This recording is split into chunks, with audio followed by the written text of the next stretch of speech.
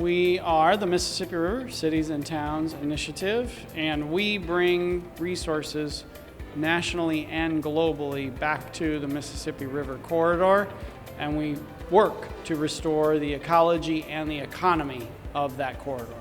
Currently serving mayors of cities directly adjacent to the main stem Mississippi River. There are 124 mayor-led municipalities on the Mississippi River main stem. 105 of them are members of our association. The Mississippi River is the most important working river on Earth. It provides 40% of the world's food supply. 1 in 12 people on the planet consume commodities grown in the Mississippi River Basin, moved on the Mississippi River to port out to the rest of the world in South Louisiana. La Crosse, Wisconsin is at the center of the driftless region, so that is on the upper Mississippi River. We're right in the kind of the northern end of the upper Mississippi National Fish and Wildlife Refuge.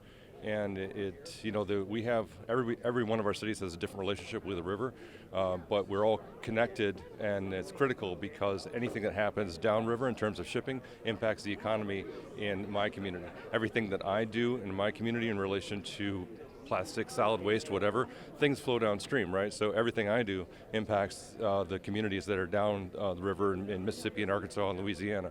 So it's really less about what is critical for my community and what's more critical, because we're one big giant system, a living, breathing system. We all work collaboratively, we all work together, and we all have to do what's good for each of our communities to help everyone survive and thrive. Well, it means a lot to us because a lot of our commerce and everything's there. The drinking water, everything comes from the Mississippi River. I don't know if we could do it without the Mississippi River. Our city was founded right on the banks of the Mississippi River. It is something you see, pretty much daily. There's a port nearby, and there's all sorts of recreation and of course, commerce that we see go up and down the Mississippi River every day. It's a major part of the fabric of our city. We're in the Quad City community, a metropolitan area of about 450,000 people. The city of Bettendorf is 40,000 people. We're growing very rapidly, about 1.5% each year in population and much more in valuation. So we've got some great things happening in Bettendorf, and we celebrate the river. Currently, we're working on a project down at the riverfront where I-74 has a new bridge, and that new bridge has been completed for about a year. And we are amassing property near that bridge and waiting for the Department of Transportation to turn over other parcels of property, so that we're going to have a great project there for a destination. It's going to create a destination for entertainment and living and celebrate the river. We'll increase our ability to access the river and continue to celebrate what the river means to us in our community, as we do here at the MRCTI through the entire length of the river itself. Well, the Mississippi River has been the lifeblood, I would say, of the city of New Orleans in regards to driving our economy. We are a port city, but also as it relates to living with water. We're on the front lines of climate that has already changed, so it's about adaptation.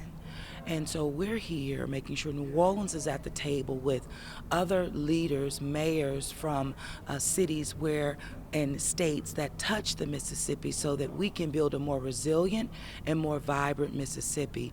Here recently, and especially as the impacts of climate change, we have had to deal with experience of high river and low river, and both have extreme impacts on our way of life. Muscatine, Iowa is just west of the Quad Cities, and we are the only place where it goes from east to west.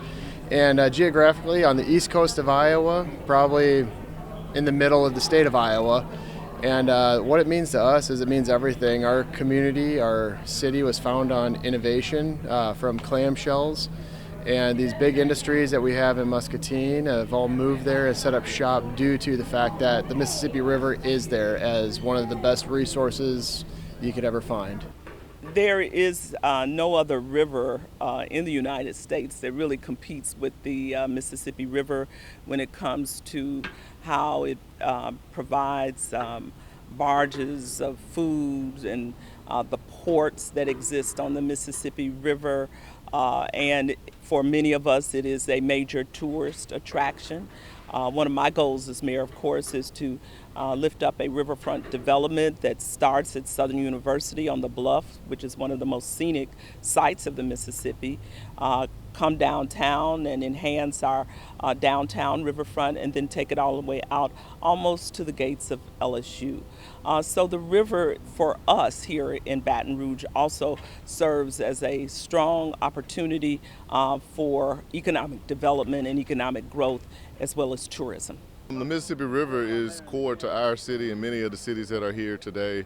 For many years, I don't think we fully appreciated how much of a treasure we have being on one of the world's longest rivers, and certainly the largest in our country. And so much of our economy comes from the Mississippi River, whether it's tourism and all of the riverboat traffic, or agriculture, which surrounds our region. All of those things are core to our being as a city.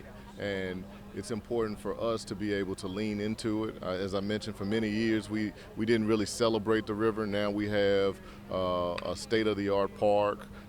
We spent $60 million on investing in, has gone over very well in our community for residents and tourists alike, and it's a treasure. It's a national treasure, and we're really proud to be connected to all of these other cities who are seeing the same thing. It means life itself to Groton and its people.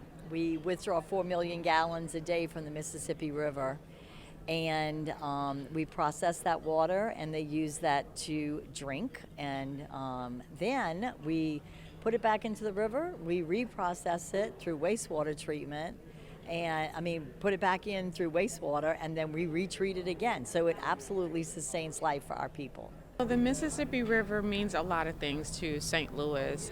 It is commerce, and it is water, and water is life. The city of St. Louis draws a lot of our drinking water from the Mississippi and Missouri rivers, because St. Louis is right at the confluence of those rivers. And keeping the Mississippi River healthy and strong is keeping our community healthy and strong. Natchez is the oldest city on the Mississippi River, about 300 miles up the river, actually. I would say, mile marker is actually over 400 miles in terms of nautical miles, about 3 hours north of New Orleans. And it's on the highest bluff of that lower part of the river. Just a beautiful view. I hail from an industrial community. We are the largest steel producing county in the world. So to the south of me is Osceola, Arkansas, and in my backyard I have the Fortune 500 companies, Nucor Yamada Steel. So it means commerce, it means economy, it means recycling in a big way. I'm from the town of Vidalia, Louisiana. I'm right across the bridge from Natchez, Mississippi, and we are right on the river. When I tell you right on, our riverfront is on the river, and it is a beautiful spot. We are very proud of it. We're very proud of our community. We're very proud of our relationship with our sisters and also all of our mayors up and down the Mississippi River. But the Mississippi River is such a crucial thing. It's really a lifeblood to the whole world, actually, and people have to understand that so much commerce comes up down that Mississippi River, and everything that's influenced or affected by that, whether it's high water, low water, has a big impact on everyone. We even get our drinking water out of the deep aquifers around the Mississippi River, and I want to say out of 105, our water system is 103 and A+. And so we're very, very excited and happy to be where we live. And it's also the sportsman's paradise. Fishing abounds, hunting, deer, anything you can imagine. We really have a wonderful place to live in, and that little place is called Vidalia, Louisiana, right on the Mississippi River. Helena, West Helena, Arkansas. I'm on the back side of the Mississippi River, right by Tunica and Lula. So we use the river for water and wastewater. Those are one of the most important things for us. But we depend on the river tremendously. That's one of the things that we need. Right now we're in the process of doing another well for our community, and we need 3 wells to be done. So we're on phase 1. We already drilled for it, so hey, that's what we need the river for, water and wastewater. Greenville, Mississippi is the heart and soul of the Mississippi Delta. It's a port city. It has one of the state's largest ports that produce grain and rice and a number of things that go up and down the Mississippi River. As the immediate past co-chair of the Mississippi River Mayors, we have 105 bipartisan mayors on the Mississippi River, from Bemidji, Minnesota, the headwaters, all the way down to New Orleans, Louisiana. And how this really benefits Mississippi is that when you begin to think about Greenville, Mississippi, a rural community with a 38% poverty rate, no one city can do this global work. That's food security, that's dealing with nature-based infrastructure, and not only that, but the disasters that we've seen. The corridor has sustained over $246 billion in disaster losses since 2005. And so when a flood happens and Greenville gets flooded, our folks are asking the question to the mayor: how do we get back to work sooner? How do we get water out of our homes? I'm the mayor of Tiptonville, Tennessee. We are in the extreme northwest corner of Tennessee, and geographically we're a very rural area, and the river to us, we use it for commerce, especially the grain and all the corn, soybeans. We have granaries in the area, and that's basically what we use it for. We're located in Alton, Illinois. We're right on the Mississippi River, and we're 30 miles north of St. Louis. And so we benefit from the river greatly. We have riverboat cruises that come in. We have America Cruise Line. We also have the Viking Cruise Line come into our river. We have a marina. Just this past summer, we hosted for the first time since the 90s. We hosted our F1 powerboat racing, the F1 powerboat racing, which was a great boon to our community. And so our river, and we're looking at some other things, along with our casino on the river. And we have been in discussions about hopefully moving our casino from the river to land-based. And so we're looking forward to some exciting things on our river. Our city is Kinswick, Missouri, and it is 20 miles south of the St. Louis Arch. What the river means to our city is it is where our city was born, and in the last decade or so, we've been trying to make sure that we turn our city back to the river. Over the years, it has been with highways being built, and so people bypassed our city, and we have now built up it's really a tourist destination or a shopping destination or an eating destination, and so it is very critical to us, and to the fact that 2 years ago was the first time in 125 years that we had riverboats landing again at our waterfront. And so that's an integral part. If you're going to be the historic river city, Kinswick, Missouri, you probably ought to have boats on the river. The city of Cairo is at the southern tip of Illinois, so we're actually where the Mississippi River and Ohio River meet. We've got area known as Fort Defiance where those two merge together.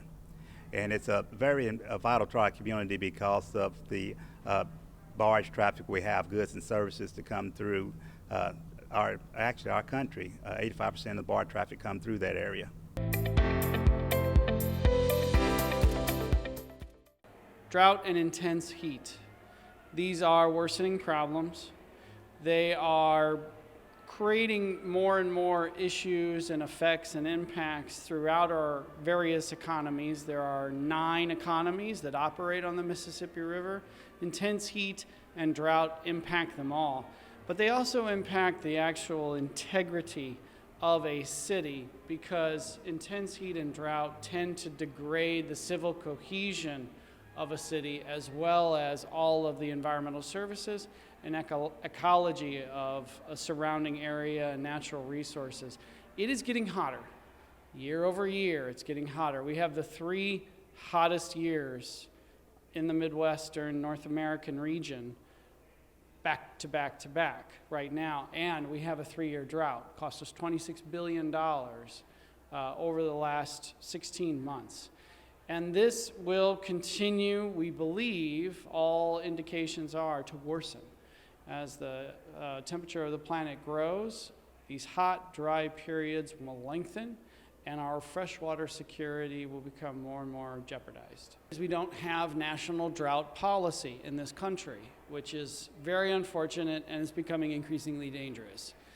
We don't have the ability to spend federal money on drought, responding to it, mitigating for it, or any kind of pre-disaster operation or adaptation for drought. It's completely prohibited. There is no authorization in that regard. We have to change that. People that do, in different sectors of the economy, respond to drought and want to help us also have no mechanism officially by which they can be compensated or incentivized to do that. Farmers have no way of being compensated for voluntarily removing acreage out of irrigation. Manufacturers have no incentive or cost savings at a structural level for the nation to recycle water, limit water in freshwater use into their manufacturing process. There is no incentives to do these things, but these are easily correctable. We can address these policy gaps quite simply. It does not take much, and the benefits are significant. Well, I think what we need to do is what we're talking about today, and that's entering into this agreement with among us as mayors and taking a leadership role in ensuring that our federal government places a huge priority on the health, welfare, and economics of this river moving forward. What I'd like to see is a continued focus on investing in the things that really support our local economies. So the agricultural economy. We know how important it is. You heard some people mention around how do we mitigate for droughts. We know that when we have droughts, it impacts agriculture, it impacts the ability to get up and down the river and all of the dredging that's necessary to ensure that commerce can continue to flow. Those are the types of things we want the next administration to continue to keep an eye on and be focused on. Deploying natural infrastructure so that we can better mitigate the impacts of flooding and drought, I think is pretty critical at this point. We have 105 bipartisan mayors on the Mississippi River, from Bemidji, Minnesota, the headwaters, all the way down to New Orleans, Louisiana. And how this really benefits Mississippi is that when you begin to think about Greenville, Mississippi, a rural community with a 38% poverty rate, no one city can do this global work. That's food security, that's dealing with nature-based infrastructure, and not only that, but the disasters that we've seen. The corridor has sustained over $246 billion in disaster losses since 2005. I think that as stewards of the earth, it's our job to keep the river clean so that we can have our economic sufficiency sustained for years to come. We now have a lot more bargaining power in D.C. because of the work of the MRCTI. 10 states, the watershed touches 38 states and a Canadian province, so we have some power now to be able to have these conversations and discussions, and we've seen the fruits of those labors. Moving forward, we'd like to see protections for the river, working on resiliency. First and foremost, create a way for us to work through drought the way we do a flood and use money from FEMA or federal sources to make our areas more resilient to both flood and drought, using that mitigation money, because a mitigation dollar is about tenfold on the back end when you have the disaster. So if you prepare for it, you're saving a lot of money, and that's one of the things that this cohort wants to do. Well, it's important anytime there's an organization that is coalescing around one great thing, and the Mississippi River is that thing, right? So having mayors come together around the Mississippi River, which again means so much to this country and so much to the cities along it, hopefully draws the attention of others to help us invest and keep it clean and safe for many, many years to come. East St. Louis major thoroughfare runs right across the river from St. Louis, and it is a major hub. We have from the barges and everything. It is a big money giver to the taxpayers of the city. We have whole stretches of that Mississippi, and we've got cities that are kind of struggling economically, and there's not the right type of development that could really help those. And I think when you think of a city that's mentioned in, Huckleberry Finn and all these other novels as an important city, right? We should do a lot more to respect that heritage for the country. Equip the country with national drought policy, and also allow mayors, county executives, state officials to address intense heat. We can't do anything about drought. We can't do anything about intense heat at the federal level without national policy.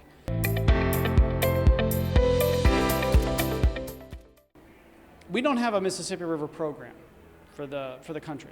We have a Missouri River program, Chesapeake Bay, Great Lakes, Gulf of Mexico, even the Columbia River in the Pacific Northwest has its own federal program. The most critical river on Earth has no federal program. And clearly, by mission of action, if it's the most critical river on Earth, it's obviously the most critical river to our country. Also, we don't have any program to assist it. We need to enact that. We want to send a message to the next president of the United States of America, whoever that president may be, and guide them on the work that is vital for the next administration to address that will help support our efforts at MRCTI. My name is Hollis Winstead, representing the city of Brooklyn Park. We're also asking the president, the future president, to please work with us to enact a federal Mississippi River program through which we can deploy infrastructure spending at a multi-state scale.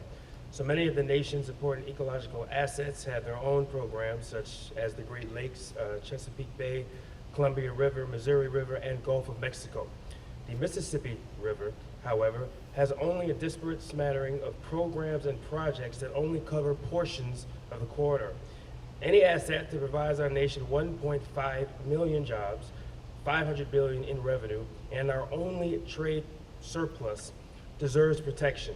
Nearly 1 trillion in products floats on the Mississippi past the St. Louis Arch every year, drought conditions permitting. So this is not only a program that is important to the Mississippi River region, but also to our nation's economic health as well. What I would like to see done by the federal government is to invest big into the Mississippi to ensure that it is safe and protected from salt intrusion. We were front and center with this issue. Salt erodes our infrastructure. And of course, our infrastructure is something that protects us from any, not only weather events, but again, our ability to move commerce, our ability to fuse to our economy. We're a port city, but what it means for us to be sustainable, like we have to ensure when the salt intruded into the Mississippi, we had to make sure that other cities like New Orleans had to step up to help our neighboring cities and our neighboring parishes like Plaquemine to protect itself. So we're here understanding that in the spirit of partnership is the only way that we can grow, but the federal government is what we need mostly in terms of its investment because it can solve this problem now and for the future. And that's what we're asking. And we know that there's work being done right now. The SEAL, the Army Corps of Engineers, they're working tirelessly right now. But we also know that there's a permanent solution that can be phased in, and that's what we're advocating for. We talk about what the next president can do. They can make sure that Middle America is not only the main stem of conversation when you talk about infrastructure, economic development, workforce development, youth development. If we begin to deploy federal resources and maximize the local visions of these communities on the Mississippi River, not only will we better water quality, the freshwater biodiversity for our plants and animals, but also we will continue to do local good for the global community. We would like to see the river continue to be protected, especially in terms of water quality, and also making sure the Army Corps of Engineers does more and more to dredge the river properly to help control low water conditions. stay inside the Paris Accord. It's a voluntary accord. It's a treaty that costs us nothing to be in it. It can cost us everything to come out of it. And that's because other countries that remain signatories of the Paris Accord, and I'm talking about the UN Climate Agreement, those countries can make it costly for us through tariffs, trade penalties, and taxes for our goods to come out of our country into other trade zones. They can make that more expensive.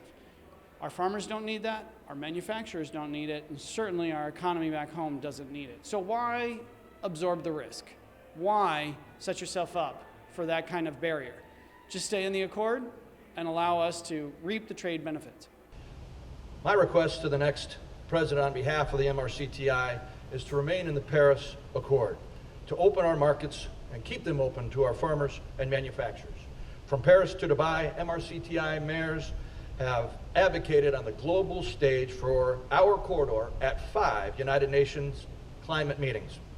Serving as the past co-chair along with Mayor Sharon Weston Broome right here in Baton Rouge, and being from an agricultural state, the state of Iowa, we know that the Paris Accord only helps us to compete and to move our commodities and goods across the world to other markets.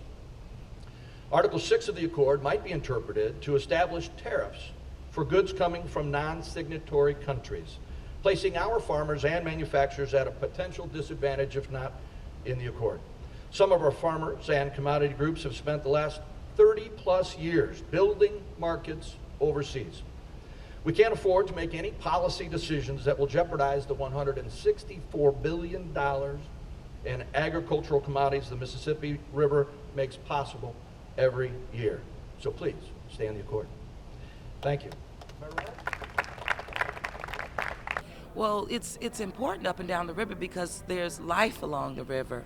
And not only that, that life fuels the economy of this country and, of course, of our cities, but most importantly, of the country. The United States of America has lived. We've been the lifeline for our country. And so to sustain the pathways and to sustain the growth along the Mississippi, our economy, it's critical. We didn't have any federally recognized ports between St. Louis and St. Paul and St. Louis and Chicago. We were just a bunch of independent terminals. It was kind of the Midwestern way, you know, a bunch of rugged individualists. But it really does make sense for us to kind of group the port regions together or create port regions just to get the federal recognition, because you can't ignore the 100 million tons of freight cargo that moves out of the upper Mississippi River. 60% of our nation's grain gets exported through the ports of Louisiana. So we just wanted to create entities, some people have referred to it as innovative organizing, but create port entities that could be recognized by federal agencies and others, just to reinforce how important waterborne commerce is to the entire Mississippi River system, but particularly in the heart of the Corn Belt. Nearly $1 trillion in product moves through our ports annually. 6 economies operating on the river depend on our ports, including 2 of the top 3, manufacturing and agriculture. Iowa's inland waterways and the industries dependent on them support nearly 88,000 jobs, generating an astounding $5 billion of personal income.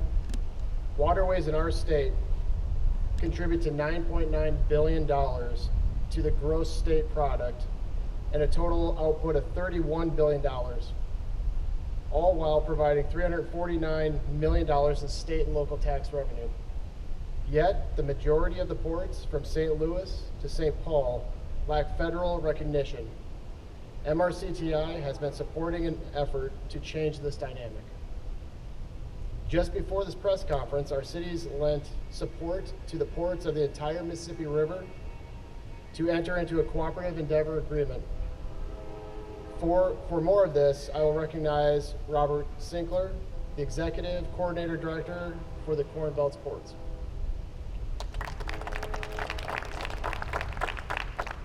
Yeah, 60% of our nation's grain is exported through the ports of Louisiana. We've never had a relationship between the ports in the upper Mississippi River and the ports in the lower Mississippi River, and that has changed. This week, A cooperative endeavor agreement is being signed by the chairs of the Corn Belt ports and also the 5 ports on the Mississippi River in Louisiana.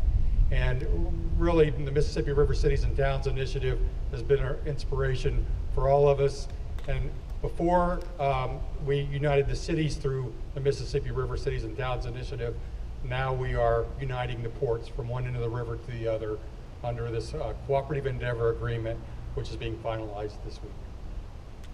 60% of the world's grain ships down the Mississippi River. We feed the world.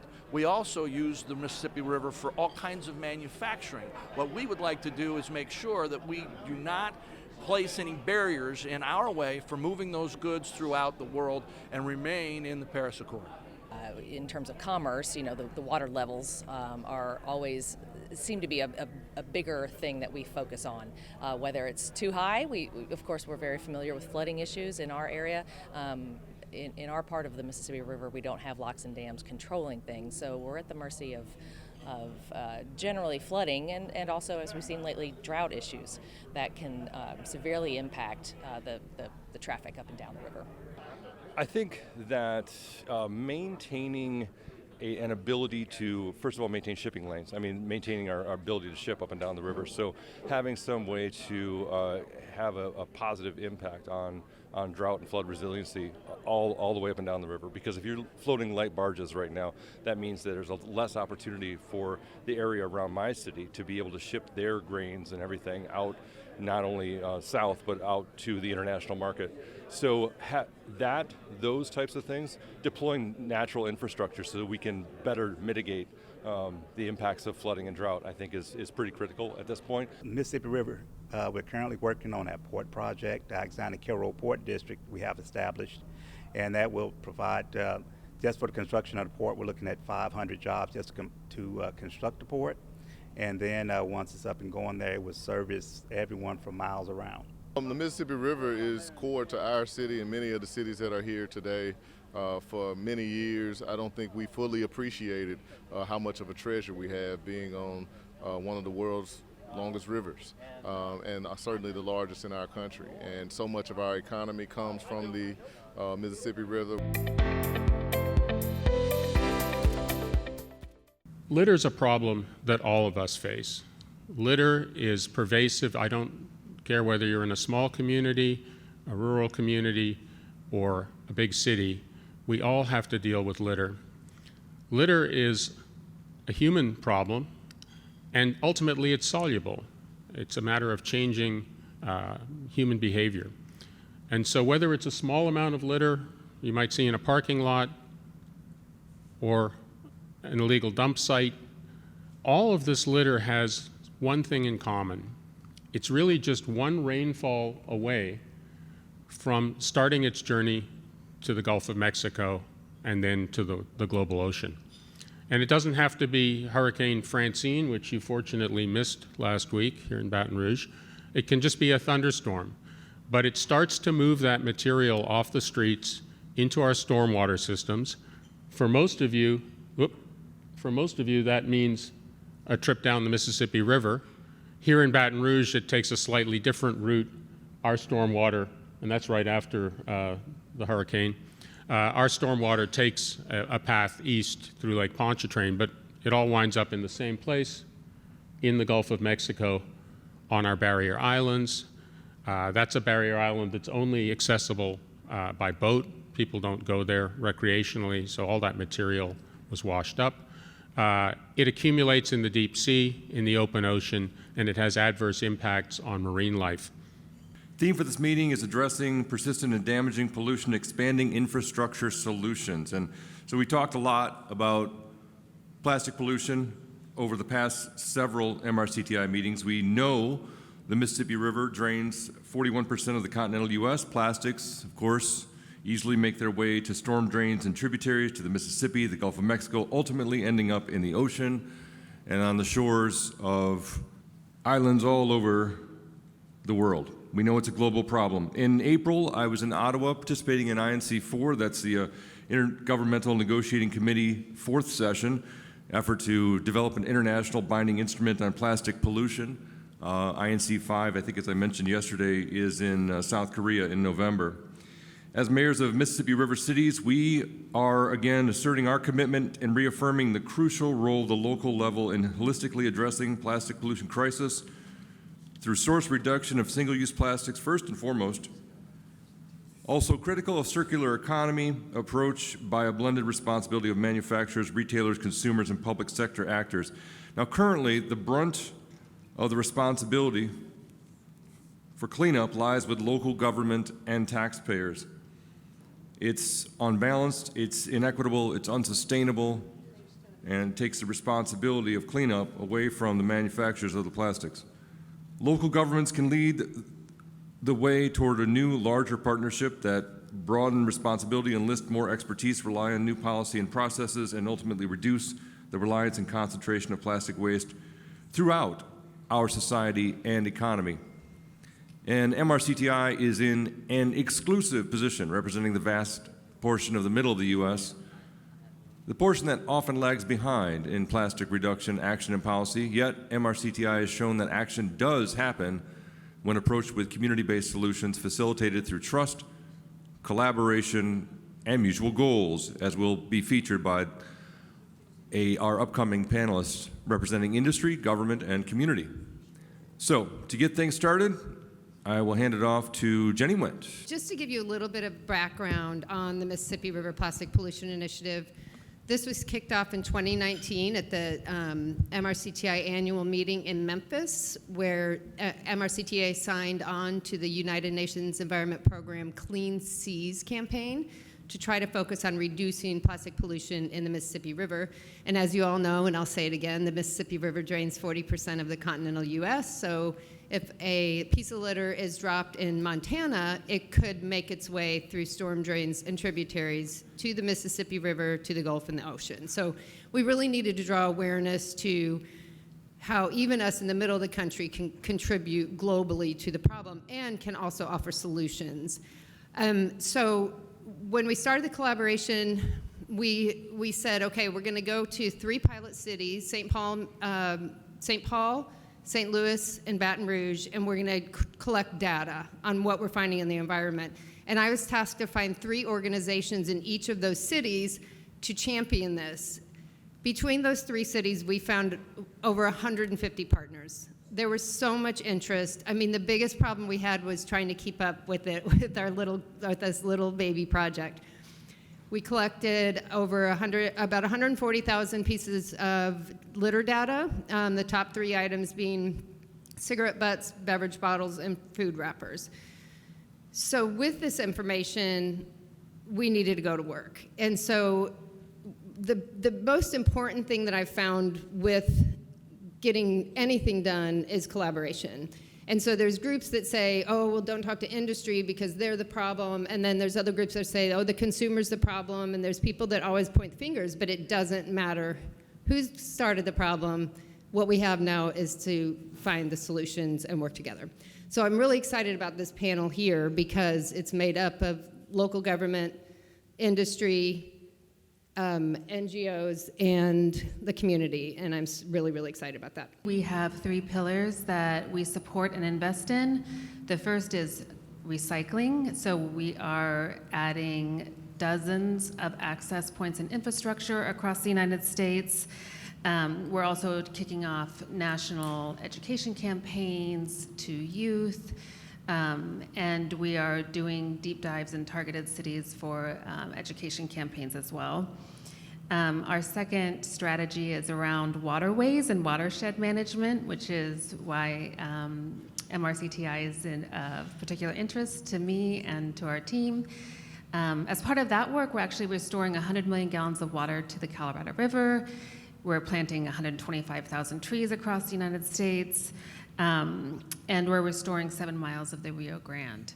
So we've got some really important work that we're doing just in 2024. Those commitments will renew and expand in 2025. We know we make liquid. We have to put our liquid products into containers. And so we have to be part of the solution in how those containers are managed. And we take that seriously. Part of what we're doing is the beverage industry is really trying to ensure that recyclable materials, including our bottles and cans, don't end up in landfills or in nature like the Mississippi River region. So how are we doing that? And we're starting with how we design our plastic bottles. They are designed to be 100% recyclable containers. The PET we use is the highest grade plastic there, and we're using that plastic for a reason, because we've also advanced in the technology, working with suppliers, that if we get those bottles back, those plastic bottles back, we can and will and are turning them into new bottles made out of 100% recycled PET. So that means we're using less virgin PET, and there's more collection and control of the materials to help ensure it doesn't end up in the environment. Litter and litter abatement continues to be an issue that I think all of us deal with as mayors, some a little bit more than others. But it is certainly a hot topic of conversation in our community.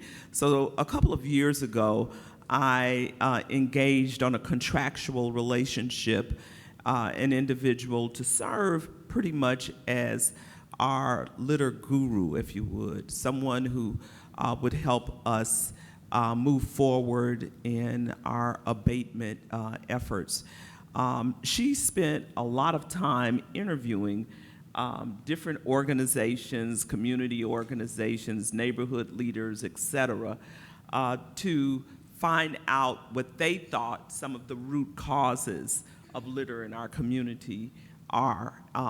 That evolved into a commission, which was led actually, and still is, by the editor of our local paper here, The Advocate. And because she had an enormous passion to deal with litter.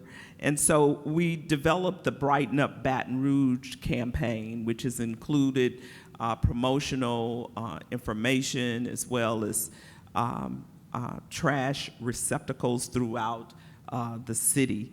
And most recently, this past Saturday, to connect our citizens more with resources and give them the tools to strengthen their neighborhoods, we held a neighborhood convention. And of course, litter and blight were one of the topics of conversation once again, but we had over 500 registrations for this convention, and as a result, I believe that the individuals who were there now have tools and resources to help empower their community. A plastic bottle in Montana that hits the ground could make its way through storm drains and tributaries to the Mississippi River, to the Gulf, and to the ocean. So that's just one spot, and we have tributaries all over this country. So everything drains through our storm drains, tributaries in the Mississippi River and to the Gulf. It's a huge problem. It's a massive problem. As you're attracting more people to live and play and work in your community, that you also have, the necessary capacity for housing, affordable housing, to maintain, a sustainable workforce, to not only develop the infrastructure that you're trying to prioritize, but also to maintain them. It's a known fact that there's a shortage of affordable housing, whether it's rental housing or single-family housing. There's a shortage. So as you guys are building infrastructure, like housing, to house your workforce and making sure that they have affordable housing is crucial. And so places like Wisconsin and Tennessee, we've been hearing, especially for rural communities, they've been having a hard time attracting. Migration is also a real issue, right? So attracting the workforce to live in their communities, to be able to put to bear all these infrastructure dollars has been difficult and challenging.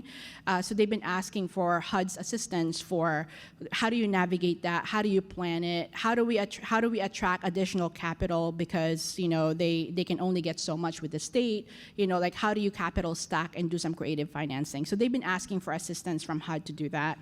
In places like Illinois and Missouri, when you have So let's just say you do have some rental housing stock, but if your citizens and residents are paying more than 30% of their monthly income, they're cost burdened.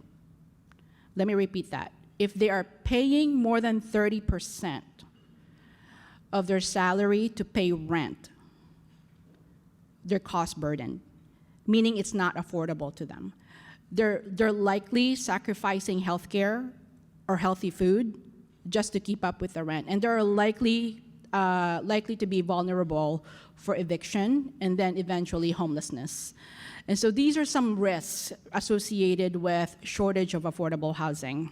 The mayors play a critical role in making local decisions on infrastructure, economic development, community development, and help is available. Funding is available. It's just a matter of us working together to, navigate the complexities of the requirements. But, we at HUD are committed in providing that needed support, providing targeted technical assistance, high-touch customer service to these mayors who are really meaning to help their jurisdictions, have a second shot at economic development. Housing as an economic driver is what I hear when I talk to my small town mayors because of everything you've heard. We have businesses who want to come in, but we have nowhere to house their employees.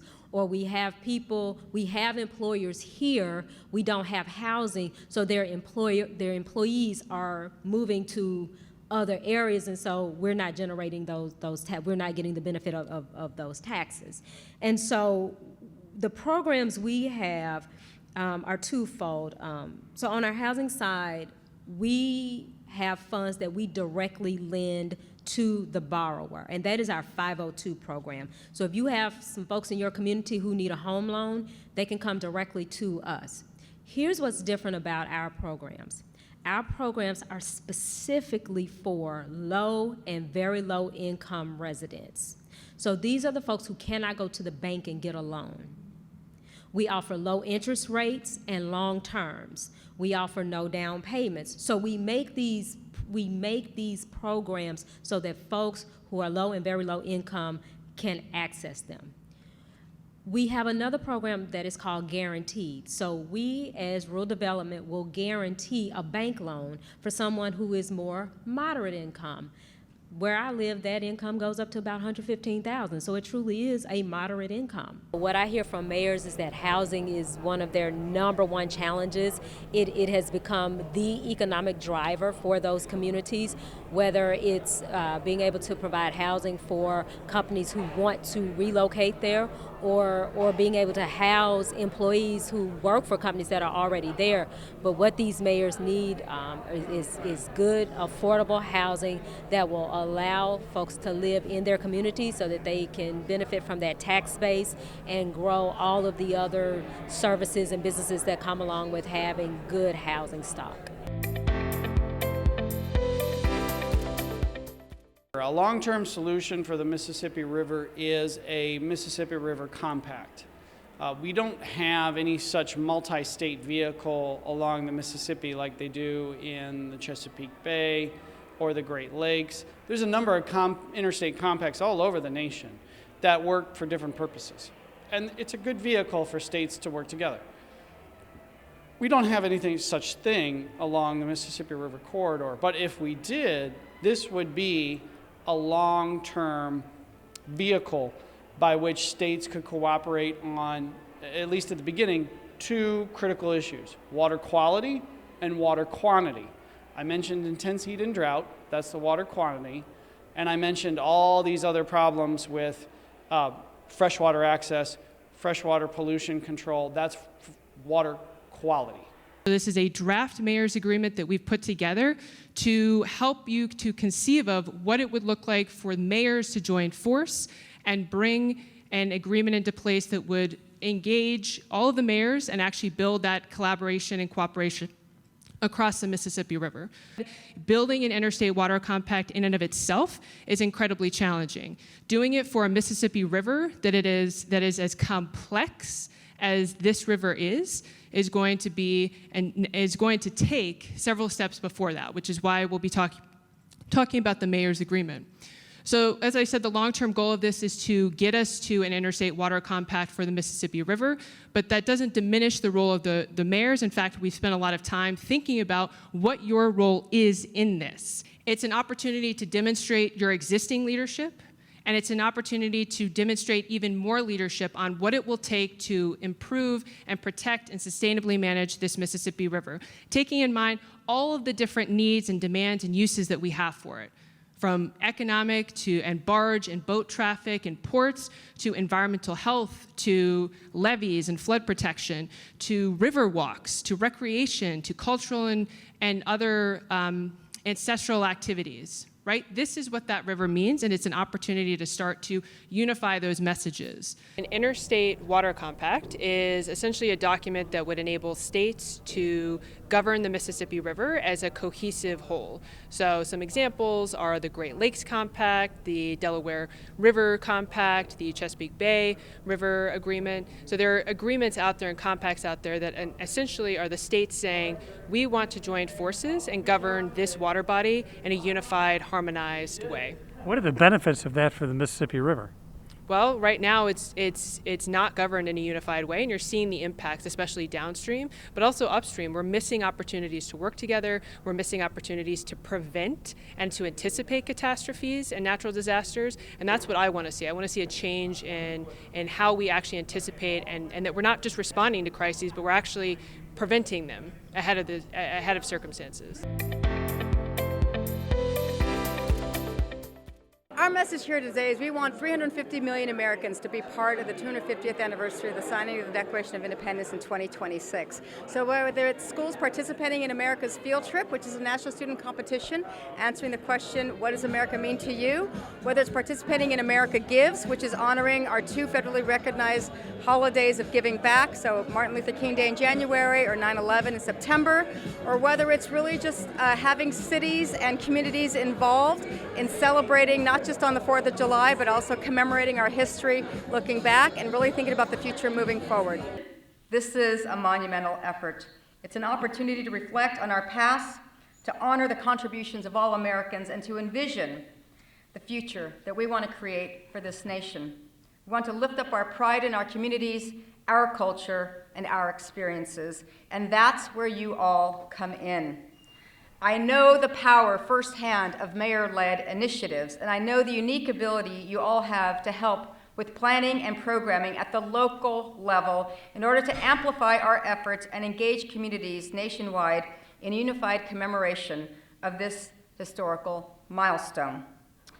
What I would like to tell you about, though, is a little bit more about our national programming and how you can get involved. We've built our tentpole programs around 3 principles, which I have already mentioned: educate, engage, and unite, with the goal of not being one and done. This is not just a fireworks show on July 4th, 2026. This is a journey that has already begun, and a journey that perhaps our country has never taken. I want to start by, again, sharing our tentpoles, and I will have our slides advance as we move forward. In March of this last year, we launched America's Field Trip. America's Field Trip is a national student competition for grades 3 through 12, asking the question, what does America mean to you? Through essays, through artwork, through videos. It has been such an incredible experience.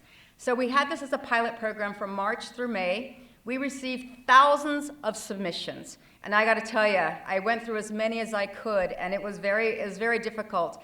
And it was very much a reminder of the important work that we're doing. And here's the beauty about America's Field Trip. The award recipients get to choose from a series of backstage experiences, most of which had never been offered to the public before.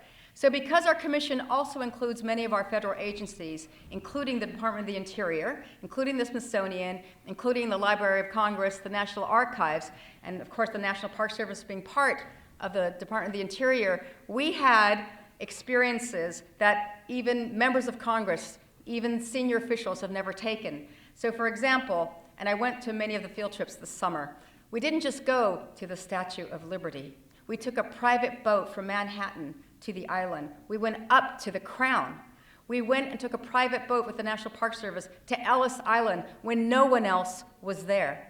We spent lunch hosted by BNY Mellon CEO Robin Vince, who gave us a tour of the markets room, the trading floor, the cyber command center, and we ended the day at the New York Federal Reserve, learning about monetary policy and seeing what's in deep storage in their vault.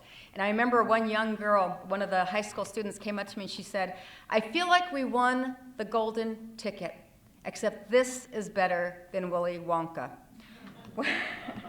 What a great way to showcase our national treasures and, most importantly, inspire this next generation of leadership. Do you imagine these kids, for the very first time, maybe perhaps envisioning their future as they saw a financial institution, as they saw a cyber room, as they saw perhaps their own future for the very first time? And that's why we want to engage students. That's why we want to engage parents, schools, communities, neighborhoods across the board. I say 350 million Americans here and abroad, 350 for 250. That's what we're aiming for, and we think we can do that. Next slide. By the way, we started on Monday for the next full school year version of America's Field Trip, so it just launched this week. Much more to come, and this will be for the whole full school year between now and May, with a whole other slate of field trips, including, I'll tell you a secret, NASA is providing a private tour of the Kennedy Space Center at Cape Canaveral. Again, these are experiences that have never been offered to the public before, and this is our way of engaging youth across the country. Our American Story is a national effort to compile an oral and visual history and understanding of the United States. Americans are invited to nominate a living person, a friend, a family member, a neighbor, or community leader whose story should be shared and preserved. Mississippi River is a great kind of unifying artery of our country that represents many states, 10 different states, representing many cities, and to be able to be that connector of all those communities all at once is really just a great way to galvanize everyone together. I think we made terrific progress and a lot of ground. Mayors are on the same page now in a direction they want to take to bring in state legislators and state representatives, state senators into the Mississippi River Compact conversation. It is a state-centric question. So the state legislatures have to be engaged in that process. We have a plan to do that. We are already moving forward on it. We have new state legislators that are ready to sign on with us today. So that's great. Secondly is we are pursuing a Mississippi River program at the federal level. We're going to have legislation ready to introduce with the Mississippi River Caucus in the House and Senate when Congress comes back into their next session in January. And then thirdly, we have this new agreement amongst all the ports now. First time in history, all the ports of the Mississippi River signed a cooperative engagement agreement here at this meeting to work together to increase infrastructure, capacity, and resilience and economic opportunities all along the Mississippi River. We've never had this before. We've never had this level of cooperative engagement. We're very excited about these possibilities.